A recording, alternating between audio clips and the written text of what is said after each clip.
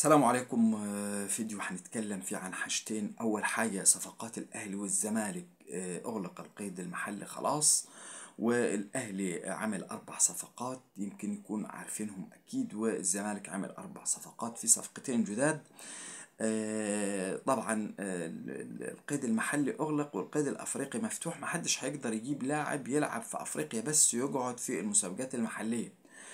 وبالتالي انتهى الموسم الشتوي بالنسبة للصفقات. هقول لكم رأيي بالنسبة للصفقات وهنقولهم دلوقتي، وهنتكلم عن التحكيم والمنظومة الفاشلة في مصر بالنسبة للتحكيم. أول حاجة، عندنا الحكام الدوليين أغلبهم ما يعرفوش يعني إيه تحكيم، وما يعرفوش فنيات التحكيم. وكله بدأ في الفترة الأخيرة إنه يبص لتأمين مستقبله. أنت اتحاد الكورة بيديله 3000 أو 5000 جنيه، ومش دلوقتي وآخر السنة مش هيقعد عليهم. في هدايا الأندية بتطلع رشوة في صورة هدايا، وطبعا العملية مبررة، النبي يجيب لي الهدية، فطبعا بياخدها. الهدية هدايا بتبقى بالملايين بالنسبة للتحكيم. عشان كده التحكيم أصبح فيه شبهة فساد، مش يعني خطأ غير مقصود، لا، في شبهة فساد. تاني حاجة، مع وجود تقنية الفار وخصوصا السنين دي، الأخطاء التحكيمية زادت، رغم إن المفروض التقنية ده محطوطة للعدالة الشبه تامة أو كاملة. لكن قبل كده ما كانش في فار، كان التحكيم مش بهذه الصورة الصعبة اللي احنا بنشوفها. يعني حتى التقنية، اسم الفار ده اسم مش حلو، يعني مش كويس، يعني نفسه يغيروا الاسم نفسه شؤم. طيب، قلنا قبل كده ان في حاجة سهلة جدا ممكن انت تعملها، وهي المفروض تتعمل، ان تقنية الفار اللي هي اصلا بتاخد فلوس، ما كده كده محسوبة عليك بالفلوس. تقنية الفار هو انت هتجيبها كده منظر مدفوع ايجارها، فانت لازم تستخدمها.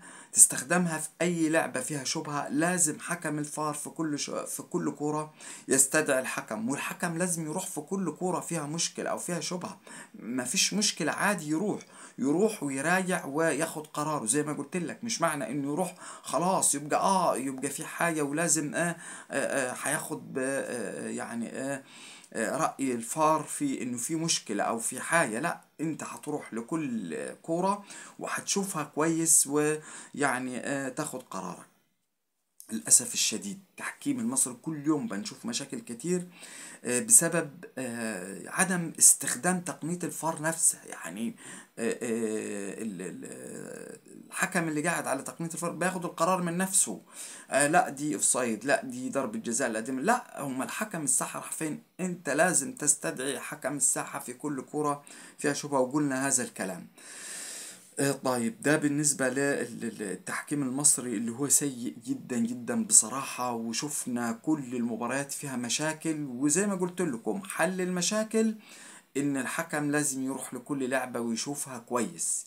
والمخرجين يبقوا عندهم ضمير، لان المخرج كمان بيبوظ الدنيا، بيصور اذا كان لأهواء اهلي او زمالك، بيبوظ الدنيا بقى، بيشيل حاجات ويجيب حاجات. مشاكل كتير بنشوفها. طيب، بالنسبة للصفقات، صفقات أكيد أقل جدا من المتوقع. على الأقل بالنسبة للنادي الأهلي. نادي الزمالك يعني مش هتكلم عن نادي الزمالك. في فترة بسيطة استطاع أنه يعمل 4 صفقات. أعتقد ممكن في صلاح مصدق، ده مغربي، وأحمد الجفالي لاعب صغير بيلعب جناح. أعتقد الزمالك قدر يعمل الصفقات اللي هي محتاجها يعني في هذه الفترة. وزي ما قلت لكم، الزمالك بيلعب في الكونفدرالية، والكونفدرالية أصلا كمان صعبة. يعني الزمالك أعتقد الموسم ده من وجهة نظري صعب إنه ياخد فيه بطولة. الكونفدرالية صعوبتها في نهضة بركان فقط لا غير. فريق السنة دي تقيل جدا جدا على كل الفرق المغربية، وكاسح في الدوري المغربي، ومستواه عالي جدا. فأعتقد الموضوع صعب. والدوري اهو، نادي الزمالك جروس مرة بيغيب ومرة بيحضر، والدنيا يعني مش عارفين ايه بيحصل، لأن زي ما قلت لكم التشكيل الأساسي للزمالك ما بيتحطش صح. إذا مقبول بالنسبة لنادي الزمالك في هذا الموسم. من السنة الجاية يشوف مدرب أصغر ويشوف لعيبة أفضل وأقوى. أعتقد يعني شفنا بالأمس، يعني بتكلم إذا كان ممكن محمود جهاد يعني لاعب مميز إلى حد ما. صلاح مصدق ممكن لاعب دفاعي يعني مدافع وسط. وأعتقد الجفالي ده يعني أعتقد إنه هو لاعب جناح صغير مهاري 21 سنة. يعني نادي الزمالك مش هيخسر فيه، خصوصا هو جاي بنص مليون دولار، مبلغ مش كبير. خلاص يعني يعتبر الصفقات دي اتعملت في الأيام الأخيرة. ونتكلم عن المشكلة في النادي الأهلي. النادي الأهلي جاب العش لاعب مؤدي زيه زي ياسر إبراهيم، أعتقد من وجهة نظري، أو اللعيبة الموجودة ما فيش جديد. بتتكلم عن أحمد رضا، لاعب هيبقى بديل لمروان عطية. أنت جايب بديل وجايب برضو لاعب برضو بديل.